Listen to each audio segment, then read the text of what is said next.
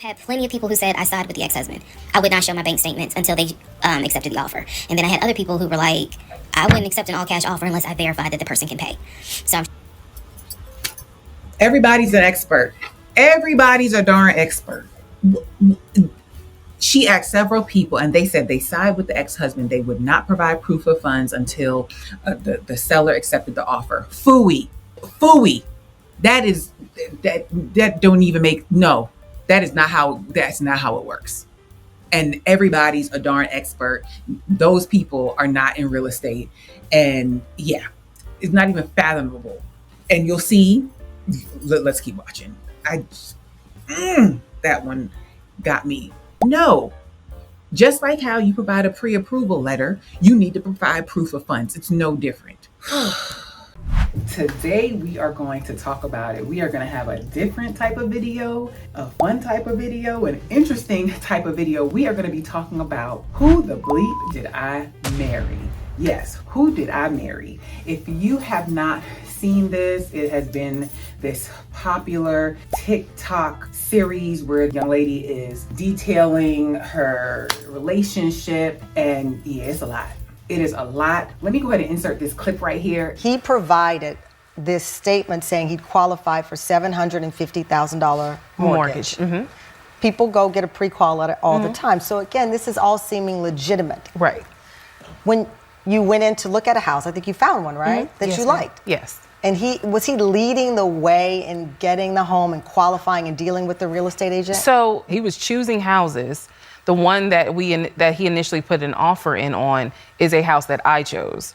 But he was choosing houses. We were sending it to the realtor. He was saying, you know, we would walk around the house and he's like, okay, I want to make this my man cave. I want to do, he was picturing how, you know, it would be for us to live there. So again, I believed what I saw. I believed the letter that was in my hand that I had read. All right, so she was on the Tamron Hall show. I saw that she was also on Good Morning America. All the series, I want to say it's like 7 hours and some change. Tamron Hall had her on the show for like 8 minutes. So she just touched on some topics. I have deduced the whole 7 hours and some change down to about 20 minutes. And we are going to watch together, and I'm gonna insert my input. I'm gonna give my input as it relates to the real estate related topics that she experienced. And I want to share this with consumers as well as agents to be mindful. Yeah, story sounds bizarre. It could be a Hallmark movie, it could be on Netflix. So check it out if you want to. I did not plan on watching it. I just try not to get wrapped up in everything, and I try to stay focused. But my chiropractor, shout out to 100% Chiropractic in Snellville. Shout out to Dr. Twyla and Dr. Hart. And they told me, Dr. Twyla told me about it, and she mentioned, she was like, yeah, you should watch it even for the real estate stuff. And I was like, real estate? She was like, yeah, it had a lot of real estate related things in it. And as I started watching, I also realized it's based in Atlanta. Like, these people live in Atlanta. So that gave me even more reason why I should check it out. And trust me, when I tell you, once you start watching, you get roped in. So I started listening to it while I was working out, and yeah, it did not disappoint. So if you have not watched it, you plan on watching it, you can still do it, but just know I am going to give spoilers, but really as it relates to the real estate related topics. All right, so let's go ahead and get into it. All right, before I press play, let me advise you that in order to get it condensed, I sped it up. So her voice is sped up. This is not her actual voice. I do suggest that if you're going to listen to the series, that you listen to it on the speed of 1.25 or 1.5 so that it goes by quicker. Because I sped it up after the fact, like while I was editing, that's why her voice is altered. But if you speed it up while you're watching, then it won't sound like this. All right. And then anything else I need to warn you on? No, I think that's about it. All right, let's get into it. Looking for a house. Like, he showed me the email from a woman who worked at the company where she was out on maternity leave, but she was putting him in contact with a realtor to help him find a townhome or a single family house. And she was apologizing in the email. I'm so sorry, this should have been taken care of before you got here, but it wasn't, I saw the email. We're living together, and then we have a conversation about about house. Is he?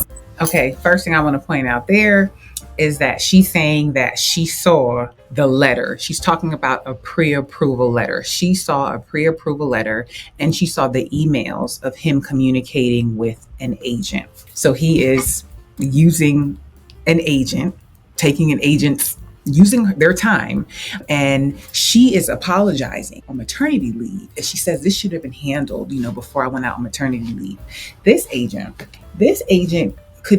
had so many other things that she could be doing with her time than spending it with somebody. Like, I'm just gonna let you know right now, this is some foolery that you are about to hear. But this is just the first part. Like, I just want it all to sink in how he played on so many levels. So this is one, taking time away from this agent that's having a baby. She could have been giving time to them. All right. Still going to buy a house just for him, or is he going to buy a house where it's for us? So the decision was made, let's start looking for a house for both of us. Remember, he was already looking for a house for him, but then he was like, you know what, we're together, I plan to marry you, let's look for a family home for the two of us. He was like, this is how much I was approved for. So this is when he showed me a letter from Chase with the Chase logo at the top, stating that he had been approved for a mortgage, for a $750,000 mortgage or a $750,000 house.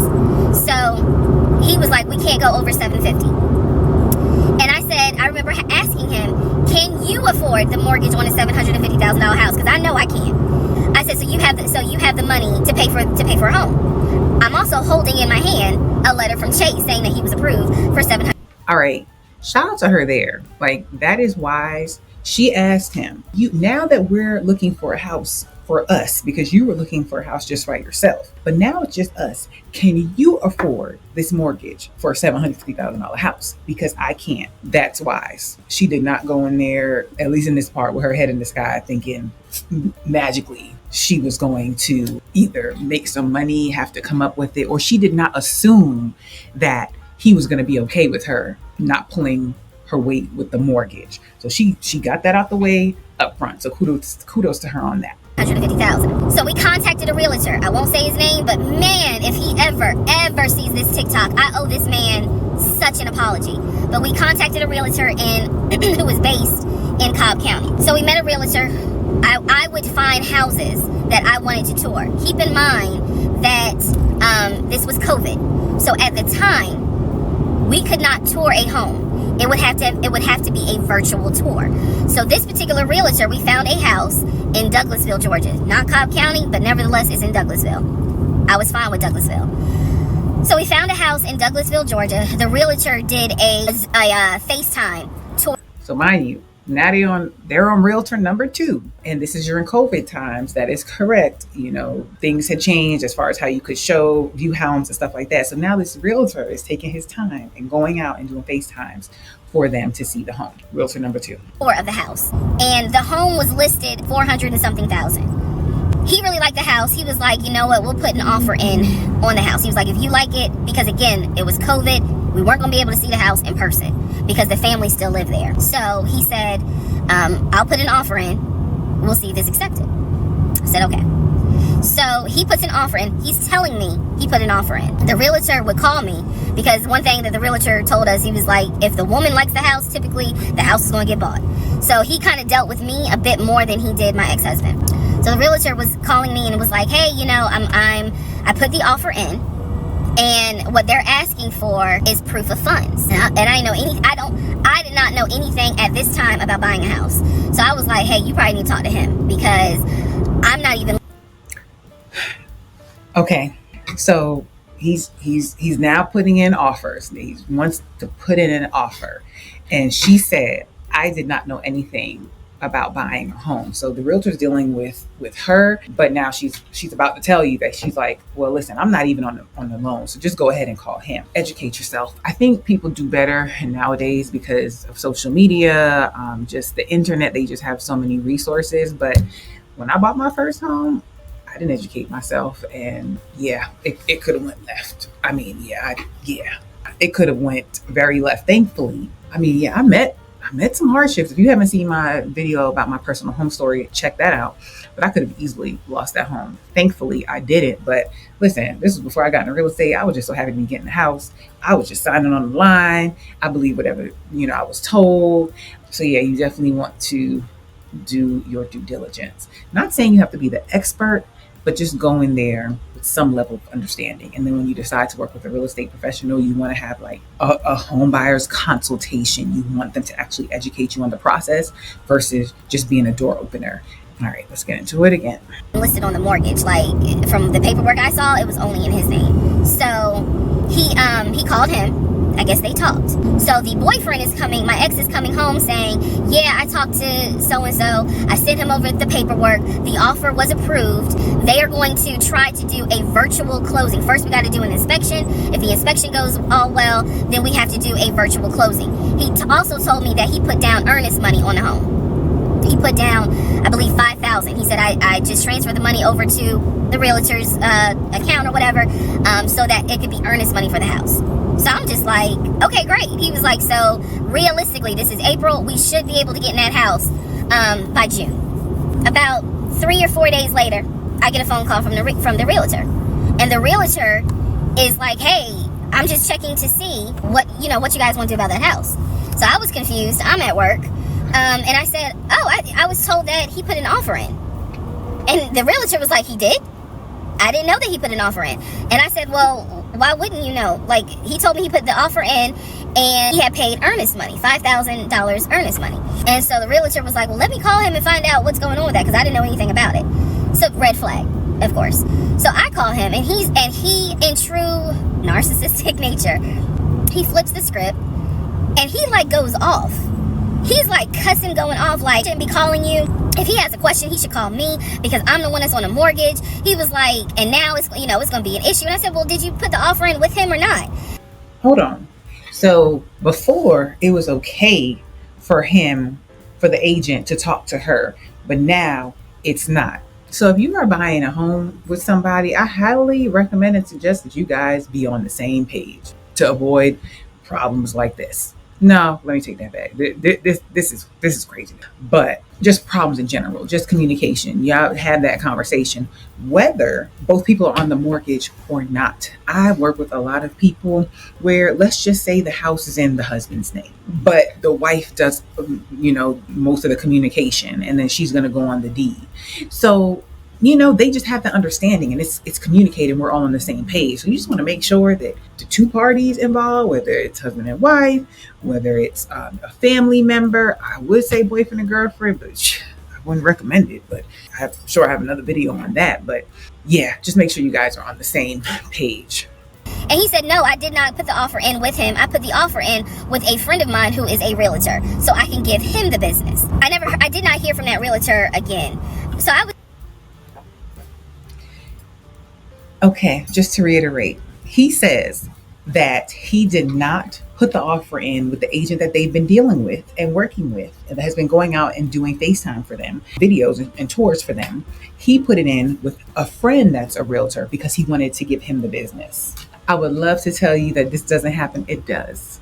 It does. So to consumers, if your agent is asking questions and, they are asking it with good reason. There are people out there that just want to waste time, either they just have no problem wasting people's time, or they don't even know what they're doing. So then by default, they're just going to waste the agent's time as they figure out what they're doing. And then 3, I don't even know if there's a 3, but he was definitely a 1. Like, he had no problem wasting somebody's time because he was going to turn around and give his friend the business, his family member the business. Oh, somebody I know the business after you used somebody else. And if you don't know why that's a no-no, time is money. Time is a gift that you do not get back, a commodity you do not get back.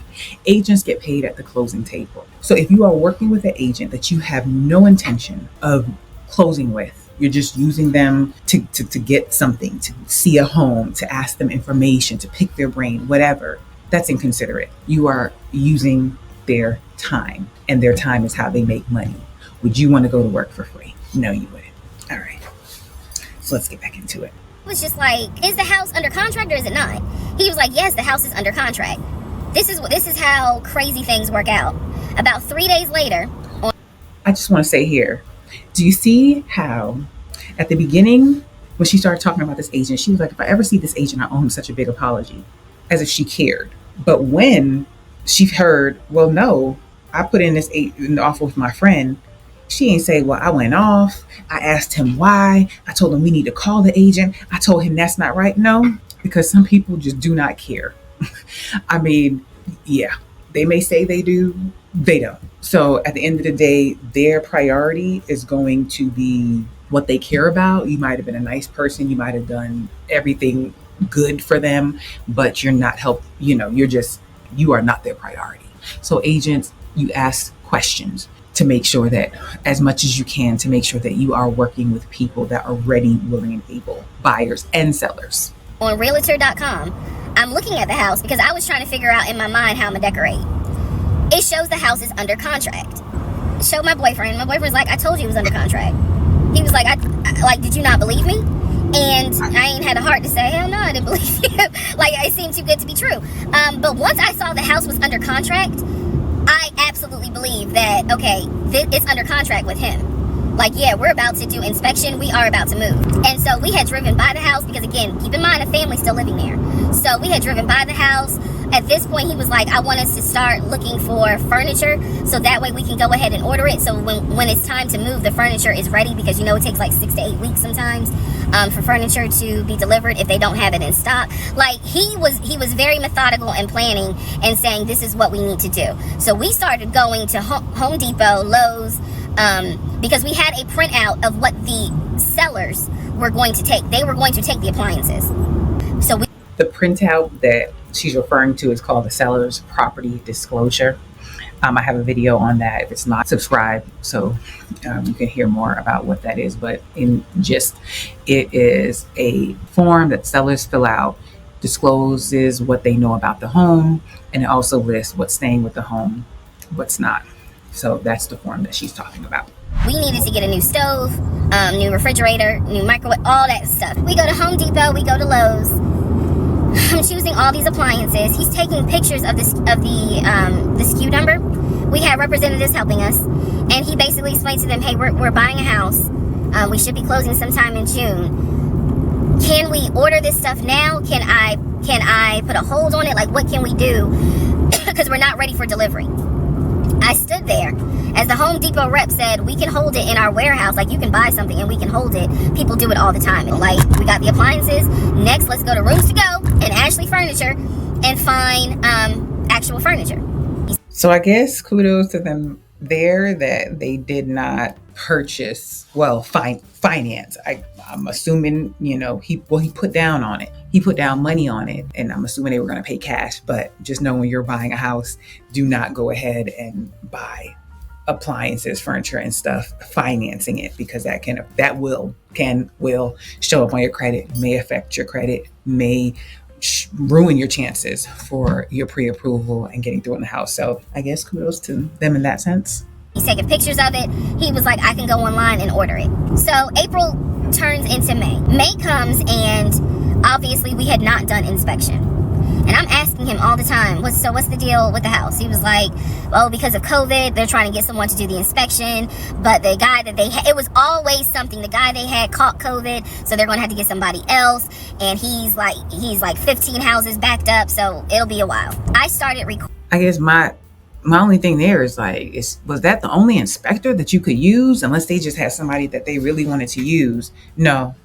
Even if you did have somebody that you really wanted to use, you are not going to just wait on them to be available. Inspectors can get good inspectors that have, that know this business. They can get you in within the week. The only thing I could think of is that it was COVID times, and, maybe a lot of inspectors weren't inspecting, but I don't think that was the case. Recording audio diaries. Something just made me just start recording my thoughts in an audio diary. I knew there was something. Something was nagging me but I kept pushing it out of my mind. I was like, you saw, this is what I reminded myself. You saw him pay for the appliances. You know the house is under contract. You know that he told you he's the one who put the house under contract. Why would, I remember saying to myself, why would he lie about that? This is so easy to verify. Inspection didn't happen. he then magically told me about a week later, oh, they're going to do inspection on the house like in 2 days. Once we get the inspection report back, then we will know what we are going to be responsible for. What are we getting ourselves into? I guess they did an inspection. He showed me an inspection report. The only thing that they said that the roof had just recently been replaced, which I remember he was very happy about. And the issues that there were for the house were minor. It was not a bad, because we did have a discussion about it. He was like, it's nothing that we can't handle. Then he said that we were set to close the end of May. We were set to close the end of May. He told me it was going to be a virtual closing. You're probably like, what? Oh, wait, sorry. Let me go back. So at least as far as the inspection report goes, they were level-headed with that. They know it wasn't a lot of major things, and either they weren't going to ask for anything, or they weren't going to ask for much, because it wasn't a lot going on. So that's the only point I have to make there. So that was good. Yes, because when you're buying a home, you're not going in asking for every single thing on an inspection report. You're looking for the major things. You don't ask for cosmetic things. You're looking for like structural, plumbing, electrical, the significant things, the costly things. That's what you want to look for. Things like that. That's what we go over in your home buyer's consultation. So if you're working with me as your agent, that is included in the services that I provide. If you can't work with me because you're just not, in Georgia, not looking in Georgia, you're looking somewhere else, I can still refer you to someone else. And then also another option I will have coming soon, is that you can purchase my home buyer's consultation. We can either schedule it virtually and it'd be a paid service, or I will have a course that you'll be able to buy coming soon. What the hell is a virtual closing? Because again, he's saying because of COVID, people are not closing in the office. They're doing a virtual closing where you would need to electronically sign the paperwork. This is what he's telling me. That is right. During COVID, that was the case. They even had it to where you would stay in your car and the attorney would come out to you. So those were protocols during COVID. Even to this day, they've kept some of that, where some documents you sign electronically so that when you go into actual closing, you're not signing as much. So that was accurate. And so he was like, we're set to close like just before Memorial Day. And I remember thinking, what if we don't get this house? Like, what if he's lying about this? Like, who makes up? So just the part about what if we don't get this house? Normally I'd be like, don't have that negative thinking, think positively. But in her case, it was different. But if you are going through the process, I know you could be stressed and you're just like, I don't know, I've heard of things coming up at the last minute. That's why you want to work with lenders that are reputable. They've come by referral. Your agent referred them. A family or friend has worked with them before, because not all lenders hold their weight. Not all pre-approvals hold their weight. And when I say hold their weight, like not all lenders are asking for the correct documents. So it's not until the end and they're like, oh, well, we didn't know you paid child support and we didn't factor that in. So now you don't qualify. Things like that to come up. So outside of that stuff, you should be good getting to closing. That they're buying a house when in fact they're not. We're supposed to close before Memorial Day. We didn't. There was an excuse. There was always an excuse with him.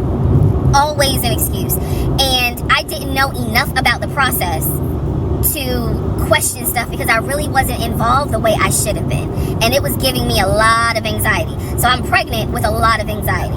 And what I was stressed about is I didn't know what was going on, because I wasn't really involved the way that a normal relationship would be involved. So we did not close. I just wanted to tell you, like, buying a home, selling a home, a real estate transaction is the largest purchase that most people make in their lives. So in addition to doing that, you still have regular life, you're still working, you still have kids, and you still have life is still life, right? So it can be a stressful time. Then you have everybody has their input. So it helps when you're working with a real estate professional where you can communicate and talk those things through. She didn't have that. Yeah, so just tip that will help you get through the process to navigate. Like, I don't promise my clients perfection, but I do promise them that if they stick with me, I will navigate them through to the closing table. And why I say I don't promise them perfection is because we're humans. There are so many people involved in a real estate transaction, so many components, so many things, that it's unrealistic to think that it's going to be perfect. If you have a transaction that is totally smooth sailing, it was the easiest process, thank the Lord and thank your lucky stars, because that's just not, it's not the norm. Something comes up, but just because something comes up, it doesn't mean you're like, oh my gosh, it's not meant to happen. It just means, okay, this came up, but this is what we need to do. And that's what an agent helps you do, navigate the process to the closing. We move now into June. This is now going into June. Around June 5th, I looked at the house again on Realtor.com. This was around June 5th. It showed that the house was off the market. And I remember being like, okay, wait, what does that mean? What does that mean? Because ex-husband is telling me we're about to close on the house. We're about to close. It's our house. We got furniture, da-da-da, da-da-da, da-da-da. He's also telling me that he's been in contact with the realtor, his friend, who was telling him, you know, this is what's happening next. Here's what's going on. So the guy that we initially worked with apparently is completely out of the picture. But again, I was not heavily involved. Like, now I'm really freaking out. So it shows the name of the real estate agent for the seller. I don't remember her name. I called her and I said, my husband and I, even though I wasn't married, my husband and I were looking at this house at 123 Main Street, and we really wanted to tour it, but now I'm showing it's off market. Is it not available? Or, you know, I pulled that card and she was like, oh, no, ma'am. I just want to say here where she was like, yeah, I told her my husband and I, you know, even though we're not married, it's not a big thing, but I just want to say, like, why your agent asks questions, why agents you have to ask questions, you have to vet, is because we get people will call and tell us all type of stuff. No, I'm not working with an agent. Yeah, knowing good and well they are working with an agent. No, yeah, I'm ready to move now. No, they're not. They really just want to see the house. But they're telling you, well, I'll get pre-approved after you show me the house. Like, this is why we have to do our due diligence, right? It's just the nature of the business, unfortunately. The home closed yesterday. It closed June 4th. Again, there are certain dates I just remember. I asked her something. I don't remember the specific question I asked her. And I know why I asked the question, because I was anticipating that my boyfriend at the time was going to have some sort of excuse. So I asked her something about the buyers. And I remember, and somehow, again, forgive me, I don't remember the question I asked her, but the answer was that it was an older white couple. And I was trying to think of ways on how he's going to do it. And something said... When I hear her say that, all I think of is fair housing. And I don't think, the way she's saying it, I don't think that it was said with any malintent, but just the fact that it was brought up. Like, agents, y'all just be careful when you're answering stuff, what you're saying. I'm sure this agent just thought, I'm just answering this person's question, giving them information, not knowing that her answer was going to be part of a whole TikTok series that was going to go viral and was going to be on TV shows and Good Morning America. She didn't know. And she just showed the picture of the house and the sold date. They can trace that back to the agent that said it. That's what I thought about. Agents, CYA, like, yeah, even though you think your clients are so down, they're going to look out for you, like, everything's good until it's not. So just be mindful of that. Said to me, because I say it on the audio diary, I said, he's going to say it's a bad deal, and he's going to say he wants to pull out. The next day I asked him about the house, and he said, my friend, the realtor, he was like, I'm talking to him because something's going on with the interest rate. I said, you know what, this is literally what I said, y'all, if the interest rate isn't good, then we shouldn't move there. We should probably let this house go. We should cancel whatever furniture we ordered, or, you know, appliances, and let's just look for another house. He was like, I'm gonna call the friend, the realtor, and tell him I'm backing out of the house, and I'm gonna see if I can get my earnest money back. And so that's how that first house fell through. I guess it was about a week later, he decides to... So about here, right? I know you're saying, man, I'd have been out. And trust when I tell you that this isn't even the tip of the iceberg of the stuff that she shares that she went through during this relationship. But you would think that, no, I'm out. She wasn't. And this is no fault to her, because it gets deep. I'm not shaming her, because I feel like I know I've been done before. So yeah, let's keep going. You want to start looking for a house again. Because of what happened with the house in Douglasville, I felt like I was smarter this time to say, I want to be involved in every aspect. I told him, I said, I don't want to work with your friend who I've never met, never talked to. So we found a new real estate agent, really nice guy. His name was Scott. I am using his real name. Third real estate agent, third one. Really nice guy. And I just have to say here, agents, when you talk to somebody, and I would ask that question, or somehow find out the information, like, how long have you been looking for a home? How long have you been trying to sell your home? And find out, if they say, well, we've been trying to find a home for 2 years. It takes you 2 years to find, that's not normal to find a home. Or, well, yeah, and then what happened with that during those 2 years? Well, first agent just such and such, and our second agent or such and such, or they may mention a previous agent and then ask like, okay, well, what happened with that agent? Why didn't it work? And they'll tell you, well, I don't think that they were doing such and such. Really listen to that to see if they really have a point, because not all agents are great. So they may have a point, or sometimes it's the consumer that's the problem. So, let that be an indication when somebody says they have worked with several agents. And we told him what the budget was. And Scott was like, okay, when you guys are ready, we can start looking at houses. Try to look for houses that are empty because you can actually tour those. If it's a house where someone's already living in there, chances are it's going to be a virtual tour because of COVID. So I found a house that I absolutely, in total, we must have looked at about 15 houses. But I found a house. All right. 15 houses may not sound like a lot. But mind you, this is the third agent. It was that 15 houses. And when you hear how this ended, like the time that was wasted, the lessons that were learned, I guess you can look on the positive side and say, time wasn't really wasted. You learned a lesson. House in Smyrna that I absolutely loved. We toured the house. Everything about this house was perfect. The house was listed for $699,000. It was a brand new construction build. The only issue was that the basement was not finished, and he wanted the basement to be his man cave. Again, I went with him to tour this house. We toured this house more than once, and it was gorgeous. We talked about it. He said that he had the money. He said he felt comfortable putting in an all cash offer. Even I knew, you got that kind of money, like where you can cut a cashier's check for $699,000, and he told me he did.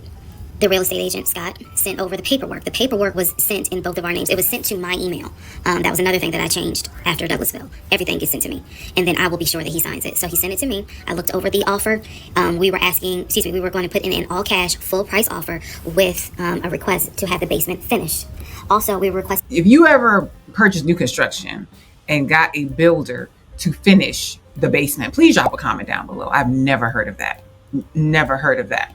Yeah, it's costly. Finishing a basement is costly. And then a builder's just going to throw it in there. Maybe they thought, or were trying to use, well, it's cash, so the builder will have more incentive to do it. Maybe that's why. I'm surprised the realtor, put that in, or he's probably like, well, this is what my client's asking for. This is what we'll do, but. Requesting for the seller to give us an answer within 24 hours. And then also a quick closing because it was a new construction. So we didn't have to wait for the current tenant to move out. So I watched in our bedroom as he pulled it up, because it was a electronic document. He signed his name to the offer for $699,000 cash. I sent the offer back to Scott from my email. All parties had signed. Scott texted us and said, I got it. I'm submitting it. I will let you know what they say. I'm submitting it. I will let you know what they say. And the next day comes, Scott asks if we can take a phone call. So he calls us and tells us that the offer was. You see the voice change? That's because when you're watching the video and you adjust the speed, it will still sound like her normal voice. I should have done this for the whole video, but I didn't, and I wasn't going back to record. Re-record this. Not accepted, and the builder did not do a counter offer. We don't exactly know why he didn't accept it, but the bottom line is that we figured out later on that he didn't want to finish the basement. I could have told you why he didn't accept it. And he didn't even counter offer. So he got this offer and was like, yeah, this is a joke. This is a joke. So let that also be a lesson. Like, people think, well, I'm paying cash so I can come in with a ridiculous request or offer. Yeah, there's a lot of people. There's actually a lot of people that have cash money out here to buy a home. So it doesn't give you as much weight as you think it does. At the end of the day, to a seller, whether you're paying cash or they're getting a loan, either way, they're getting what they want out of it. So some people feel like, well, let's offer them less and do cash. Some sellers are like, no, that's okay. I'll wait on the finance deal and get more money. So just keep that in mind. And the seller didn't even respond. So they didn't even counter and say, well, we would like to take your offer, but we're not going to finish the basement. That's also a thing. So the offer was not accepted. The house fell through. I was okay with that because, again, I knew he had put in an offer. So we continued looking at other houses. We found another house in Smyrna that he really liked. I thought that it was way too big for just the two of us. And so the price of this home was much higher than the $750,000 that. Something to keep in mind, especially with the way interest rates has gone up, just inflation, everything. Like, you don't have to buy at your max approval. You don't want to be house poor. If you don't need the space and you really don't have that much cushion in your finances, don't get the space. I would say buy with what is more comfortable to you. Something that I'm seeing with people is, they're not even seeing what they like at their approval amount. So they're trying to stretch it even more, but just think about all the costs that go into buying a home. But apparently he's paying cash and he has all this money. Chase had approved for the mortgage. So what he explained to me was that he was willing to do the $750,000 mortgage, and he was also willing to put a significant amount of the money in savings on the house, which meant that he was now comfortable going from $750,000 up to about $900,000. Again, his whole explanation was, I have the money where I can put down a substantial down payment, bring down the price of the home, and then basically mortgage the rest of it. So that was now the plan. I was not comfortable with a home over $900,000. But again, keep in mind, I saw the Chase paperwork. So I was like, I just feel more comfortable sticking at the $750,000 mark. That's what you were approved for. Let's go with that. So by this point, again, this is fall. We're still looking at houses. We're still touring houses as much as we can because it is COVID. We had found another house that we really liked and a house that I really, truly wanted to put an offer in on. This was now going to be the second house that we put an offer on. He put in the asking price, I believe, was about $700,000. He put in under asking an offer for about $650,000. We found out that the home was sitting. Just want to say, if you are going to put in an offer that is below asking price, there needs to be some justification. It's just not like, oh, I just feel like it, I'm just pulling a number and just going with that. Like, there needs to be some justification to help your agent justify why this offer is low. Like, we looked at the comps, other homes in the area or in the neighborhood are more updated and they sold for this. So it needs to have some backing there. I don't know why he went in at the 650, but maybe the agent advised him because maybe the house had been on the market for a long time, or maybe, just needs to have some reasoning behind it. Sitting on a septic tank. We found out that the septic tank had an issue and it would have taken about $15,000 to $20,000 to fix the septic tank. The sellers were not willing to fix the septic tank. Personally, I didn't really care for the house that much. I'm the one who was like, I don't really want it. So even though we put an offer in, we had 24 hours where we could pull our offer back. And so we did. The sellers, there's an issue with the septic tank. That's a major component of the house and you don't want to fix it to sell your home. That's an unrealistic seller. You want to pass off your problem to somebody else. That's a no-no. Did. Once we found out, I believe it was in the disclosure. And if you're a realtor, please feel free to tell me if I'm using the wrong terminology. But I believe it was in the disclosure that they told us the septic tank needs to be replaced. That's when I was like, nah. So they listed the house knowing that the septic needed to be replaced. Maybe that's why he went in at $650. But then they should have listed it for less to justify the cost. Yeah, that's what buyer wants to go in with. I don't want that house. So we pulled out. The house fell through, and so I was fine with it because, again, I was heavily involved. I saw him sign the offer. I knew every step of what was going on.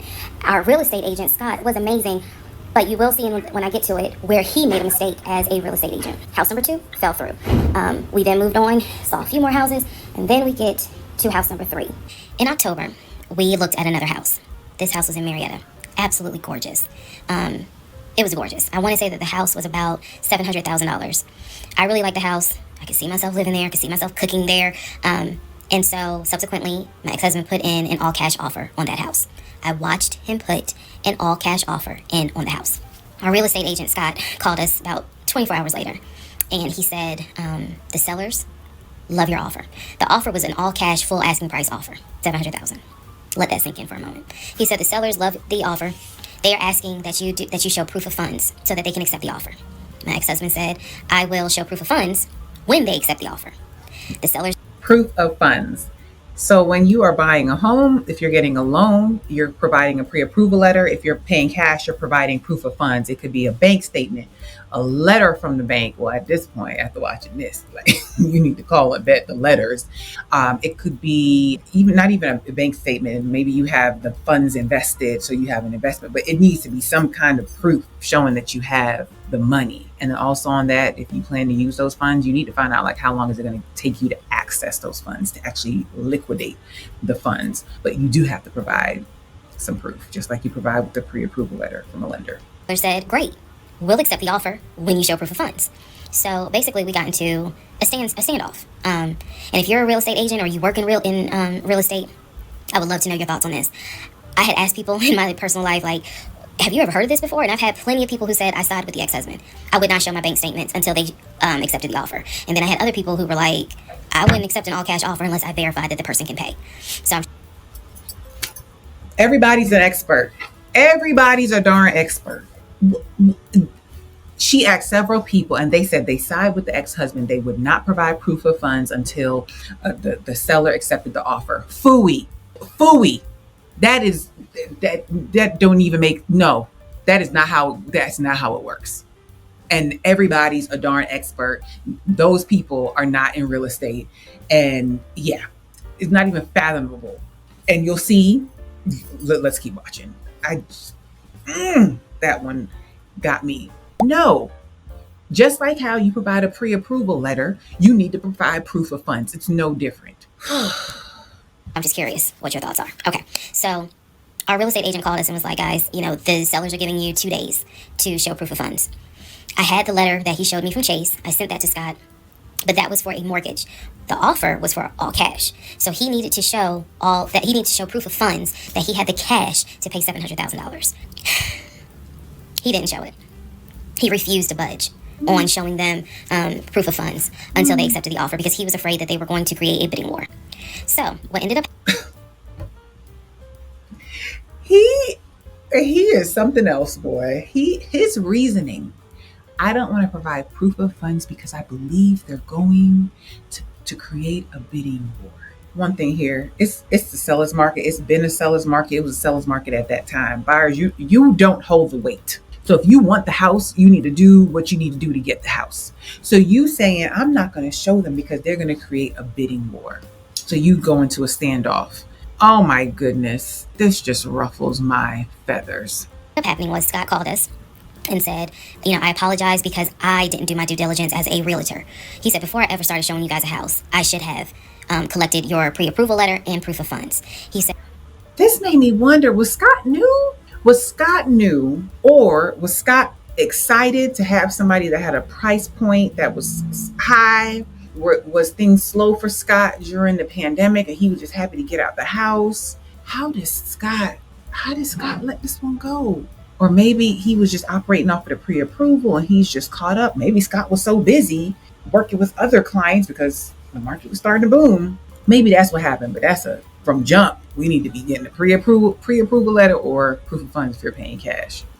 Said, so at this point, my broker has informed me that I cannot show you guys another house until you show at least us, meaning the real estate firm, until you show us proof of funds. Once you said the broker, I was like, oh yeah, you done got the broker involved? Oh yeah, it done got real in the field now. And so I'm just like, well, I'm telling my ex-husband, just show them the proof of funds. Like, what's the problem? And so it was a lot of, I find that this is really unprofessional because it's not our fault that you didn't do your job correctly. It got a little ugly and it got uncomfortable because I'm like, I don't understand why you don't show them proof of funds when you clearly just signed a document stating that you're putting an offer in at full asking price. This was the same thing that the realtor was saying. He was like, but you just signed an offer. So what's the problem? Like, you want them to accept the offer and then you'll show everyone the proof of funds? And my ex-husband, without missing a beat, said yes. So Scott did his best to work with the seller and say, look, accept the offer. He'll open the books. He'll show you the proof of funds. These sellers were like, no, that's not. And it wasn't so much the sellers. It was the seller's agent. Big respect to the seller's agent. But the seller's agent was like, no, that's not how we're doing business. He needs to show those proof of funds before I advise my clients to accept his offer, period. Listing agent. Round of applause for the listing agent. No. She did right by her clients because she could have had their house tied up getting strung along for this hocus pocus nonsense. Wow.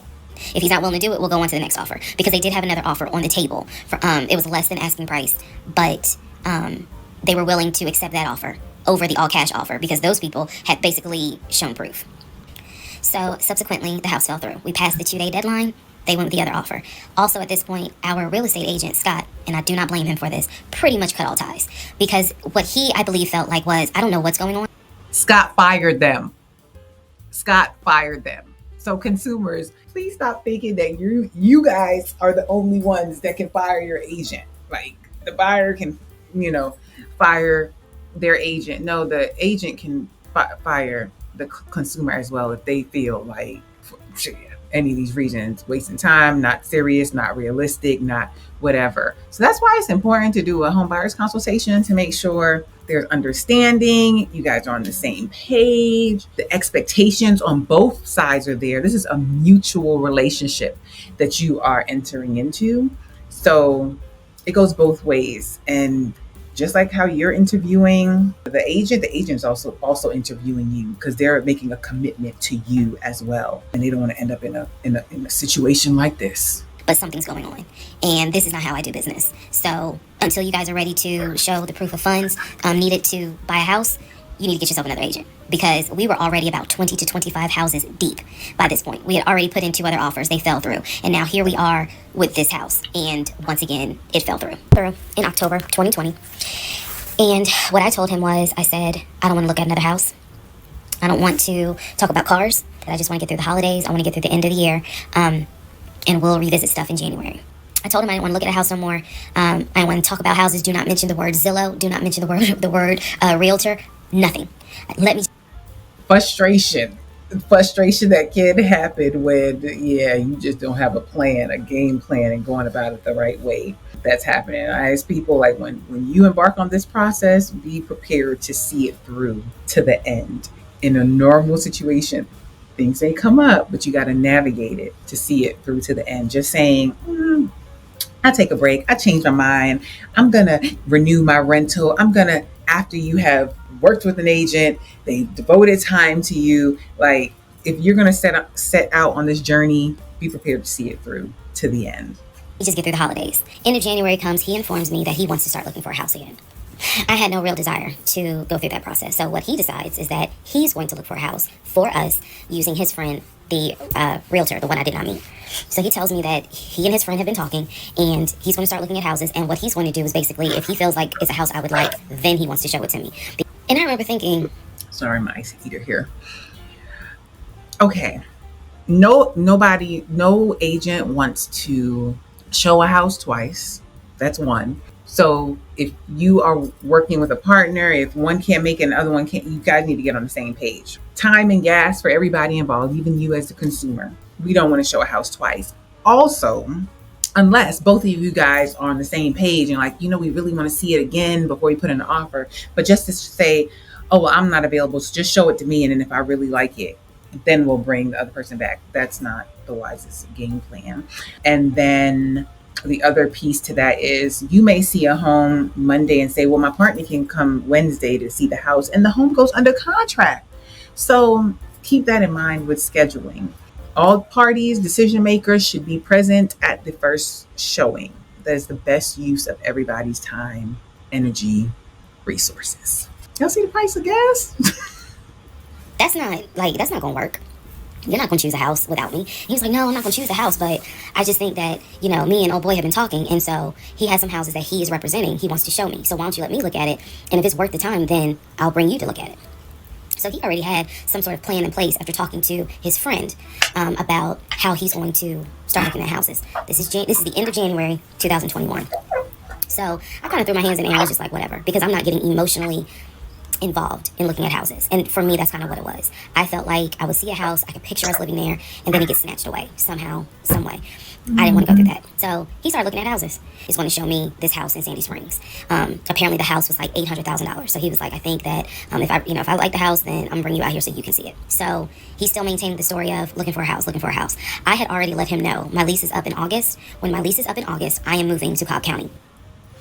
You know I can't sign off without doing this. Yeah, this happened in Georgia, but it truly could happen anywhere. If you're considering moving to Georgia, don't let this deter you. Reach out to me. My calendar will be right here. Let's schedule some time for us to chat and talk about, what your goals are, where you want to move. We can talk about what your goals are, where you want to live, all of that good stuff. We will then schedule your home buyer's consultation where we'll dig in deeper. Also, grab my free Relocating to Georgia starter guide. The link will be right here and it'll also be down in the description box. All right, that's it. I hate to leave you on a cliffhanger, but if you want to really get the full gist of everything that happened, you can go ahead and check it out. Go on YouTube. That's how I watched it. It strung all of TikTok episodes together. I will go ahead and tell you that it was all a fluke. It was all a fluke. There was no pre-approval. He did not have money. He was never buying a house. He was never buying a house. He wasted everybody's time. First and foremost, hers. And then all of the agents, all of the sellers involved. It's just like, wow. So yeah, those were my gems, my nuggets, my thoughts, my takeaways. I got a little heated. Sorry, I got a little heated.